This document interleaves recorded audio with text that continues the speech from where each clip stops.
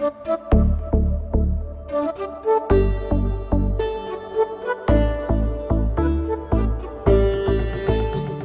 for the next City University of Hong Kong, and she's the founder editor of an online literature journal. Can we please have Sridala Sharmishta on stage, please? Um, so I'm reading from my new book, Extinctions, which was published last August. And it's a book of prose poems which talk about, I've been thinking in recent years a great deal about things that are disappearing from our civilization on this subcontinent. So, rituals, objects, even gestures, and even certain emotions, according to me. So, this is how the book came about. And each section has a title, and this is really the connecting thread. It's not a narrative work, it's just linked. Sunset. Every day, something else sets over the subcontinent along with the sun. Today, it is the crouched man, sullen and taciturn. Hundreds of horses have sprung from his hands. There is mud on his feet, mud on his fingers. His skin is withered from working with water and earth. Crouched, he travels towards his own extinction. He wants to whip the future, which is always somewhere else, wants to watch it whimper in terror, wants to shatter its complacent stride forever. Only the trees and rivers have a future that stays with them wherever they are.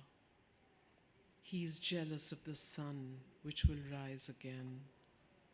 He crouches and turns his face away from the light, turning and turning away till his neck can swivel no further. His sons do not crouch near the potter's wheel. With erect spines, they leave to work as sweepers in humid, dilapidated, malarial government offices. The horses he made never looked him in the eye. Their gaze was always turned towards infinity, that same infinity that cares nothing for the movement of time, does not acknowledge the future, that crucible of fate. That same infinity that spills endlessly from the eyes of God. No moon and stars follow in the darkness that comes after the crouching man sets. Like other things become extinct, he rotates on his own axis. If he looked up, he would see palm leaf fans revolve and scalloped bell metal bowls and clay pitchers, each thing made by the hand, related like planets. The Emperor Jahangir, with his hand on the flank of an Abyssinian zebra, revolves in that same darkness. The zebra was given to him as a gift in his 16th regnal year, 1621. Jahangir repeatedly touched the animal to see whether the stripes on it were painted. He had never ever seen anything like it before. One might say that the painter of fate, with a strange brush, had left it on the page of the world. He wrote, "Zebras still run in the plains and grasslands of Africa. Jahangir is conserved in his portraits and monuments.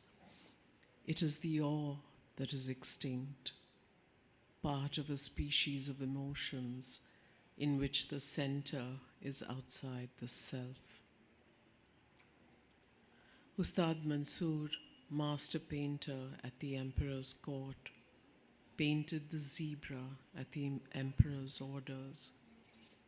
The zebra looks towards the right, held close within a border, decorated with flowers and leaves.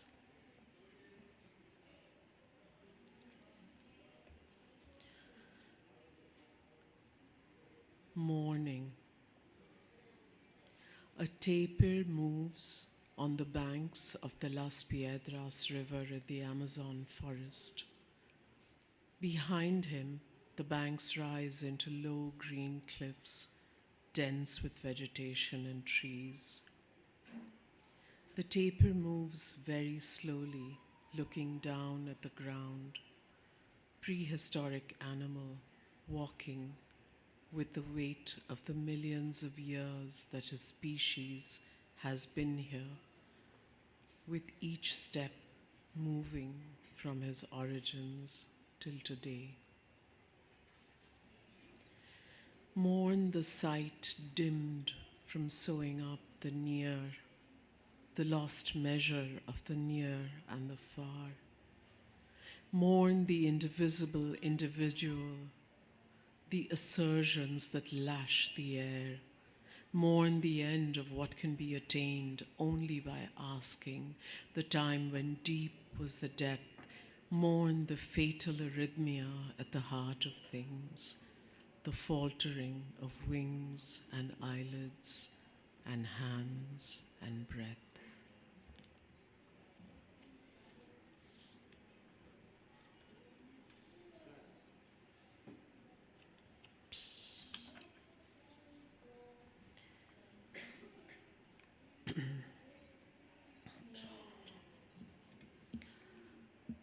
Again, vines and creepers are carved all along temple walls, and the lotus blooms on pillar after pillar in the caves. They repeat themselves on the borders of saris woven from cotton and silk. They are painted on the black ceilings of Ajanta. Repeated the stories of kings exiled, the forests of their grief, of wars where both sides lose, tales told over and over, songs, images, Durga thrusting the spear into the demon, the Buddha like a full cloud that does not rain, like a lake without ripples, like an unshaken flame. Again and again, so that it will never be forgotten, each image, tale and song with the stamina to repeat and recur, not an arrow released once and for all, because nothing in this universe happens only once and never again. Things repeat themselves so they can slowly begin to transform or live their innumerable aspects. The end is not knowledge, the mind's uncountable nuances, but something else. So an image, a tale repeated, a sound, a chant, an utterance, not the word and its meaning, but the vowel or the consonant empty of meaning, all with the power to evoke what is crucial, not thought, not wisdom, with the power to invoke, not dream, not imagination, but a brimming and quiescent energy that is always, things repeating, echoing, because the universe is imperfect, impermanent, incomplete, and always will be. Draupadi's sari will unravel through the centuries, and so to utter, to act, to make the gesture again and again till the walk changes, and the tilt of the head, and the look below the eyelids, and the rhythm of the breath. What cannot be willed, only the slow becoming of everything.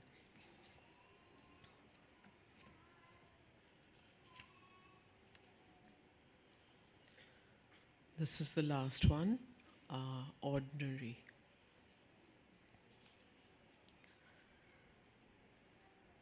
Early in the morning, large leaves fallen from the badam tree are swept away by street cleaners with long, stiff brooms. The leaves are dry, yellowish on one side and light red on the other. Ordinary, these leaves, the rustling sound of sweeping that assures things are as they should be. Ordinary, the abundant shade the tree provides on a city street. A young man appears selling hot tea, pouring it from his enormous kettle into tiny paper cups. He sells to the men who guard the high rises all day and night through the heat and rain. Unexceptional, the young man and his customers, the sunrise, the beginning of a new day. In a village in Peru, ordinary, the unforgettable certainty of the blue sky, the thatch-roof stone church from centuries ago in the central square. Commonplace, the men and women with broad, sturdy faces who wait to sell mineral water and fruit to anyone passing through. Ordinary, their gaze, calm and with infinite patience. In the village of Jinza, a few hours' drive from Shanghai, a man sits fishing in a canal. It is a still late afternoon, and the trees on the banks throw their shadows on the water, turning it the color of dark jade. On the small bridge that crosses the water, an old woman rides by on a bicycle with a cart attached to it. The cart is filled with discarded cardboard boxes. Climate and land mark these faces, their faithfulness to the latitudes and longitudes they live in, and sometimes their history, more aleatory than the winds and the land. On the narrow cobblestone streets of Mamoida village in Sardinia, an old woman steps out of a house in the black dress that all old women seem to wear there. Her face is rugged and striated like the rocky terrain she lives in. Buona notte, the visitor says. Buona sera, she answers with a smile, gently correcting the mistake. She stands there and smiles for a moment longer, then turns and walks away. It is indeed evening, more translucent and lighter than night. Each landscape is commonplace, provincial, and the ordinary is everywhere, covering the continents where there are no cities, and sometimes even within them. And when someone mooring a boat on a twilight river turns and looks at a visitor, the gaze is empty, as though they had been told that their rivers and trees were nothing, their mountains and hills nothing, planting the rice nothing, passing down a ritual nothing. So their eyes look outward the way nothing looks at everything. Thank you.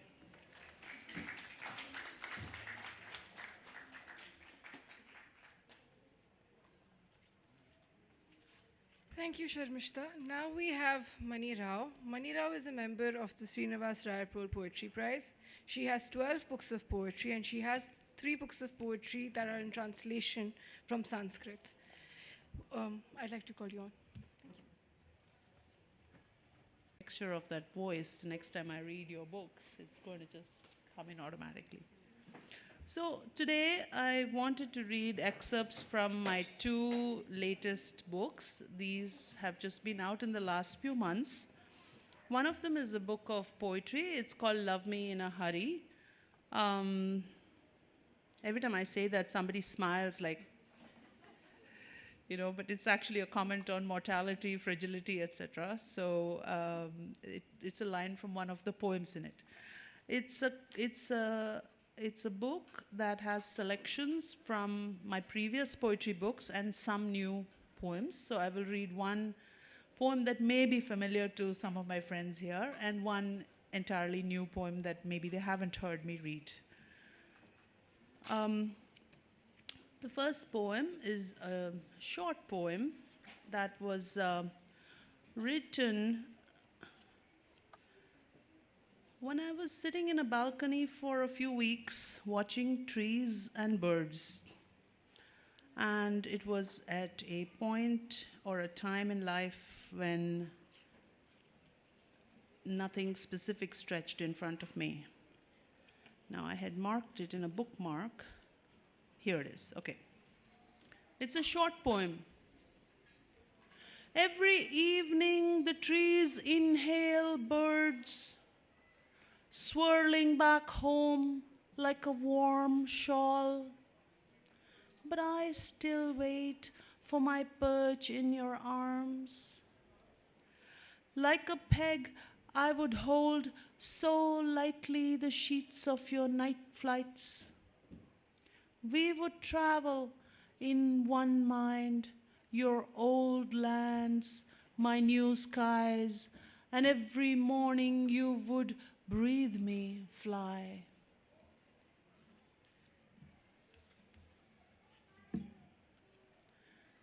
The next poem is a poem I wrote last year when I visited Kashi and loitered around the ghats, in particular, especially the burning ghats.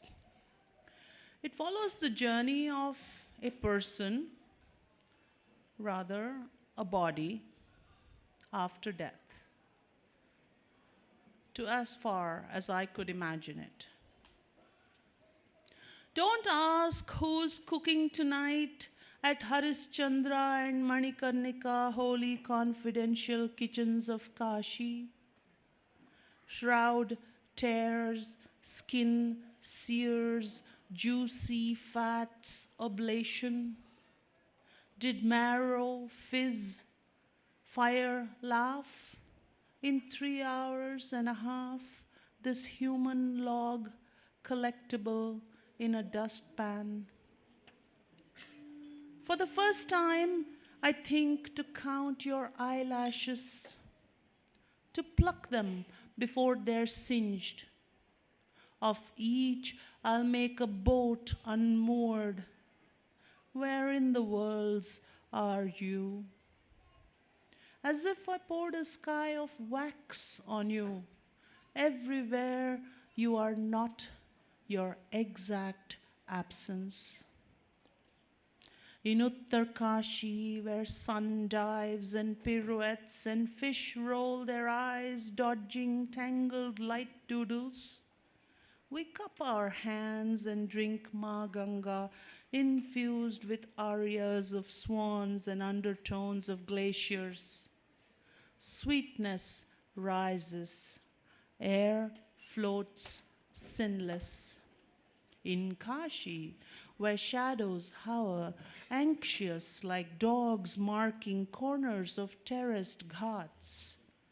As lovers drink mirrors, a curly suit rains upon the free bereft, and pundits claim ashes still warm from midnight pyres for altar coffers at dawn.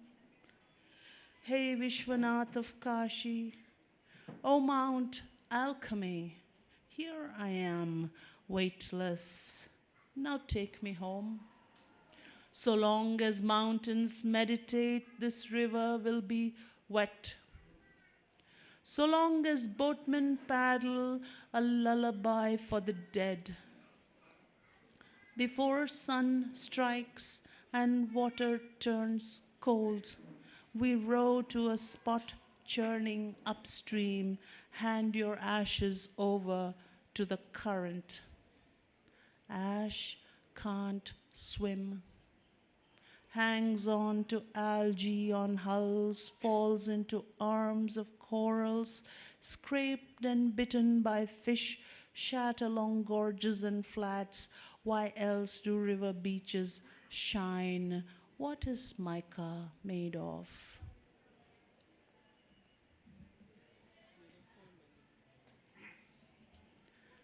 So those were two poems from Love Me in a Hurry, and now you know why. The next two that I would like to read are from Saundarya Lahari. I don't know how many of you know what it is. Can I get some idea? A few hands. I'm so glad about that. I've actually done a reading in a place, and I walked into a group whom I didn't know anybody in the group, introduced myself. They asked me, what book have I written? Gave them a name card that had the cover on it, and they said, hello, Saundarya. I had to say, no. Saundarya Lahari is, an 8th century hymn written by Adi Shankara, and my name is Mani Rao. And so then I had to explain what it was. It's a Sanskrit hymn attributed to Adi Shankara, because all the commentaries say Srimad Shankara Bhagavad Pada Virachita, and it is 100 verses or poems, stanzas, shlokas, in Shikharani meter. So they're all individual poems in praise of Shakti. It's actually very intricate, and it's linked to a very intricate system. Usually, practitioners of Sri Vidya would learn this, and a lot of this is connected to the legends and tantric practices, yantras, vidhanas, etc. But you can actually also read it just as a poem and appreciate what goes on. Primarily, it positions Shakti as supreme. I'm going to read two verses from it, number 27 and 28. And I'll just read the Sanskrit. I have to actually do it in a melody, but I have to warn you, I'm not a singer. So I'm just going to, so you get an idea of how it's usually sung.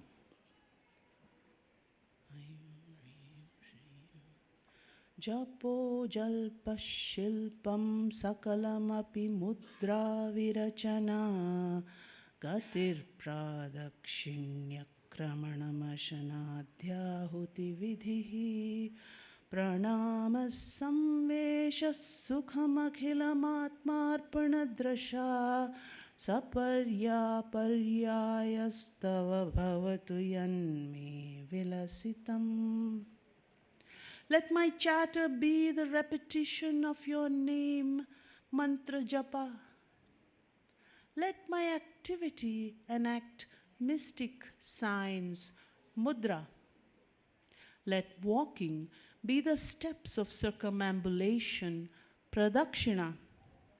Let all food be offerings to sacred fire, ahuti. May laying down be a prostration to you, pranama.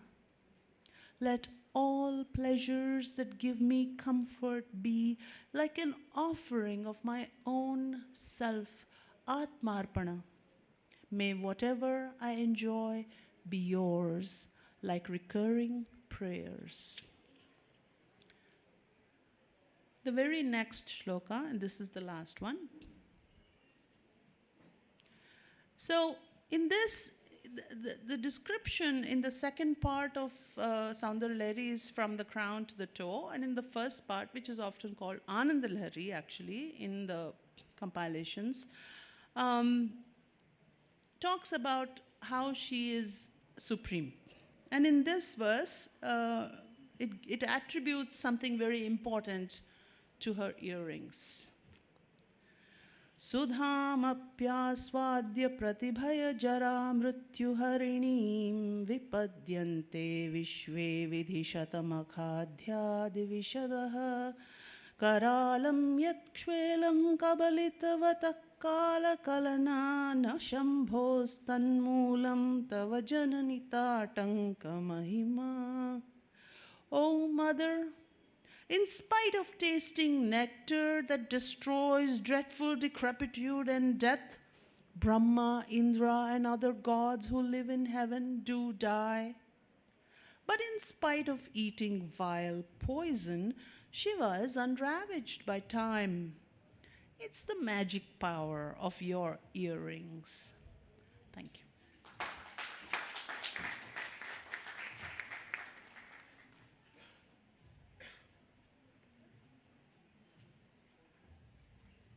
Thank you, Mani. Next, we have Sridala Swami. Sridala is a Hyderabadi poet, and she has 3 books of poetry. Her most recent book of poetry, Run for the Shadows, was published in 2021 and reprinted in 2022. Thank you. Can you please? Thank you. Thank you, and thank you to everyone for being here on the post-lunch session. I'm really happy to read with my friends Mani and Sharmishta and Usha over here, and it's a wonderful. And this is also the first time I'm reading in Hyderabad live. Although last year, yes, my book was launched at the Hyderabad Lit Fest, but online. So this is my first in-person reading. So I'm really happy to see you all here. I'm taking off a little bit from a poem of Sharmishta's again. You know, the same thing happens again and again. So I'm going to read poems in pairs, or what I conceive of as pairs, though they're not exactly alike.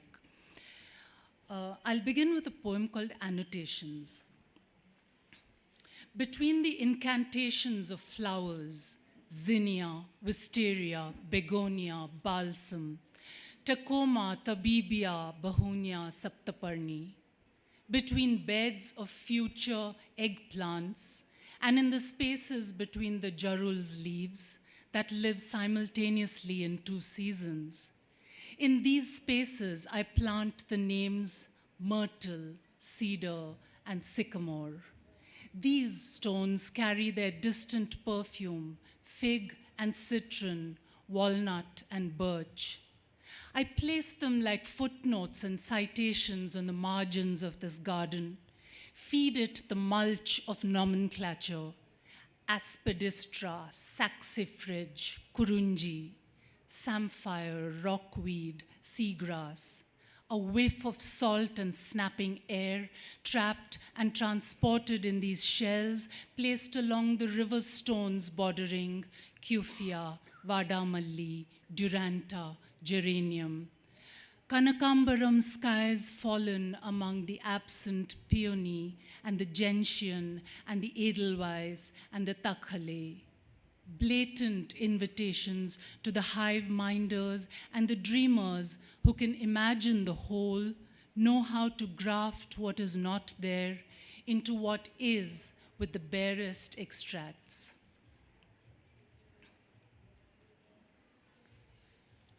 Meditation. Sitting in my cone of silence, watching hope work its way through and past me like fear in that litany. In high summer, I tend the garden early. News of water flies upwards into the raucous trees where the birds wait. Disorder shakes leaves down into my rippling mind.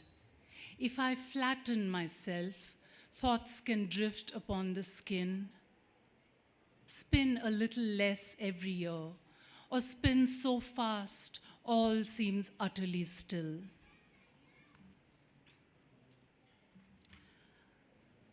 This is a poem I haven't read often live, but I want to try it out on you all, if you don't mind. I'm experimenting on you. It's called the refractive indices of words. You know what a refractive index is, right? It's like by how much the light bends when it passes through another material. So this is called the refractive indices of words. The road between clarity and obscurity is paved with the refractive indices of words. My crystal, your mud. My harvest, your husk. My papier, your mash. Not erasure, but bending. The thought, like light, approaching at speed until the brakes are applied.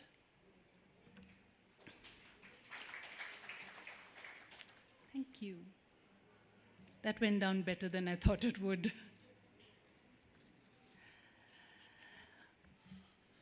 Hypothetical. The stinging lip, the ringing ear, the toppled light. This is not hypothetical. If you could kill with your bare hands, you said, bare hands. If you could kill with your bare hands the one you love and the world became a better place, this is hypothetical. A better world in words only. If you acted, if you did not act, if you rose, if you drowned, if you stayed or left, if you were stayed or deft, if you sliced time too thin for pain, if you provided a line and turned it into a rope, if you allowed yourself to hope, if you spidered into a corner, if you drew and quartered, if you cornered the truth and flayed it alive, if you were surrounded by light, if your blind spot shone like a torch in the dark, if you loved with your bare hands, if you stung with your lips, if you toppled the light with your blind spot, if you drowned with your wings, if you stopped, if you walked away, all your life hypothetical.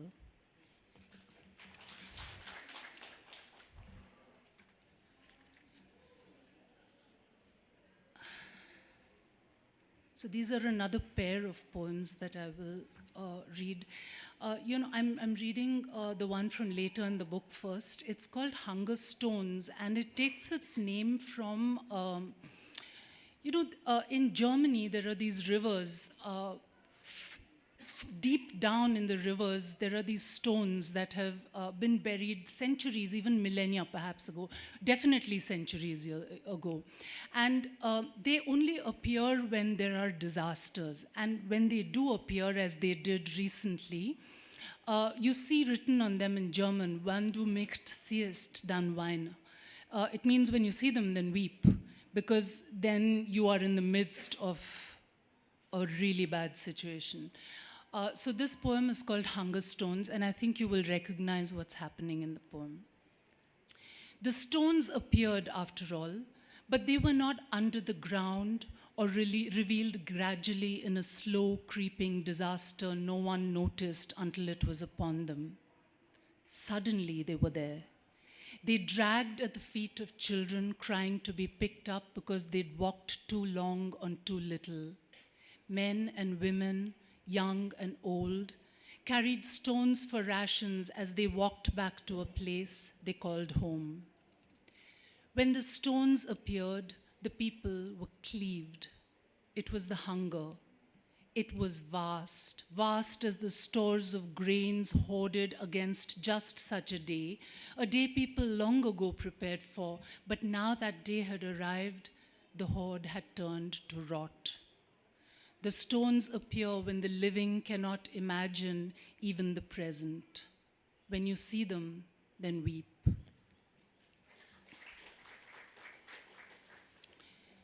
This one is called Conquest of Paradise.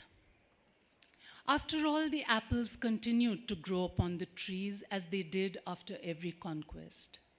They ripened in the autumn sun, dreaming their own idols. It's a kind of paradise to go on as before, though the presiding gods come and go. To live as if the midnight knocks were a worm growing inside a fruit gone bad right from its tender time. As if stones weighed on the scales against bullets were the same as objects bouncing off bodies instead of invading them, and then once there scattering like untimely hail upon a harvest, pocking the skin and keeping the more savage damage inside. The land, but not the people, this ever-inventive path to suffering. A land without the people might be either the orchard without the gun leaning against the wall, or a child turning the barbed wire corner of some nightmare and never returning. Which people whose absence will let these rivers, these mountains, this very air crisp as some rich country's autumn return to its reverie of harvest and plenty, of enough and more, of a varied richness from which no dreamer would want to wake? The stone or the bullet to chase away this kind of person or that? The two things are not equal and never have been. But conquerors have always known this, though sometimes they also know to hide this knowledge like a secret worm at the heart of the apple they permit to grow upon the trees, from which these people, the conquered, continue to pluck and keep a few, keep the enchantment alive. I'll finish with a single poem. It's an unpaired poem for this reading. It's called Arrival. A young man in a cold building is filled with silence. The opening salvo, a bird invisible, a small movement in the grass, alone on a human scale, solo on a class scale. Someone gives him a breakfast made of old things. The air is cold but not stale. He is the freshening. It comes alive. The steps sing upwards. What it is to have all for oneself, the secret everyday desire for everything exclusively. The young man fills the silence with heat expanding. For a whole day and a whole night, he is still, except for the voices at the other end, except for the life of the night, except for the silent creatures in the corners and cracks of all rooms he cannot occupy by himself. This particular moment, this before, a young man revels in it, breathes it in for all its worth. One brief moment, a deep, drawn breath, until he arrives finally at sleep, warm in his solitude, the night left out in the cold with all those whose arrival is yet to take particular form. This conveyance, that storied journey, the other companion who could not make it in time. Thank you. For the Hindu called Peace in a Pod. Welcome.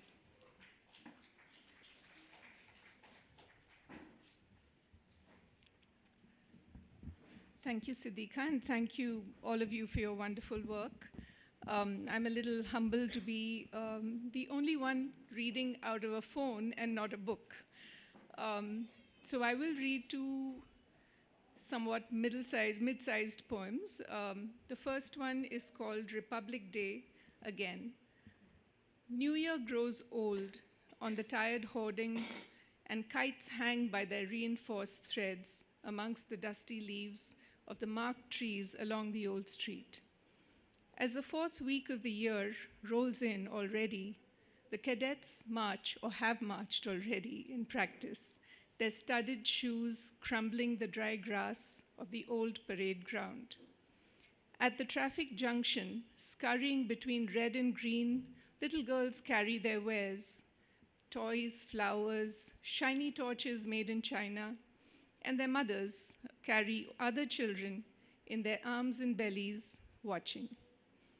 Now it's time to sell flags, big and small, hand-sized, wave-sized, on little plastic pedestals for the three colors of freedom to the patriots in big cars. Siddika did mention my preoccupation with digital culture, so the next poem is called Selfie. Read a book. Look at yourself reading a book. Position the cover just so to impress a passerby with the erudition of its cover. I saw a photograph once, a book cover maybe, a woman in repose gazing out the window of a train maybe.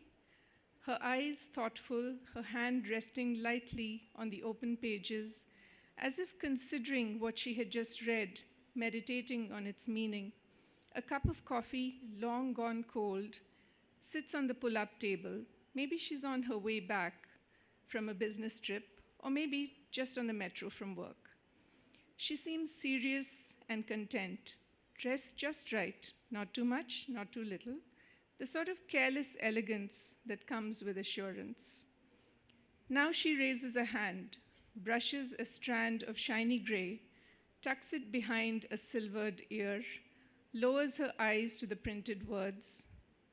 I've never quite managed to emerge from that picture and finish the book. It's quiet in the small, dim breakfast room when she eases herself into a spot by the window, naturally, with a view, such as it is. Painting her face in nonchalance, she orders a masala omelette with practiced professionalism. Then, laying down her phone, screen side up, and book, always the book. On the creaseless white of a small square table, she rises, walks a few steps in unclicking high heels, and serves herself a bowl of fruit. She's the first in the boardroom, fashionably early, takes a spot in the middle, not too near, not too far, from centers of power and corners of dissent. The handbag hangs comfortably on a chair, arranged just so, now to sit back and wait to be watched. I think I have time for one more.